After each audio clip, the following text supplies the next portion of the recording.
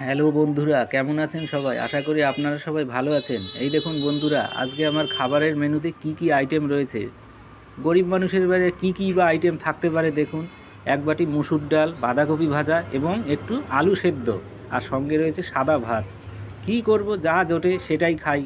তো যাই হোক বন্ধুরা, তাতে আমার কোনো দুঃখ নেই, কেননা এটাই আমার কাছে অনেক, মানে আমার যা আছে সেটাই আমার কাছে অনেক। তো বন্ধুরা, আর দেরি করবো না, এখন আমি বসে পড়বো খাওয়ার জন্য। সকালবেলা প্রচণ্ড ক্ষুধা পেয়েছে। ওই দেখুন মাছি পড়েছে, মাছিটিকে তাড়িয়ে দিচ্ছি। সামান্য একটু আলু সিদ্ধ নিয়ে নিলাম ওখান থেকে। এবার হালকা পরিমাণে একটু নুন দিয়ে সুন্দর করে মেখে নেব। ভালো করে নিজের হাতে সুন্দর করে মেখে বেশ সুন্দর করে খেতে হবে।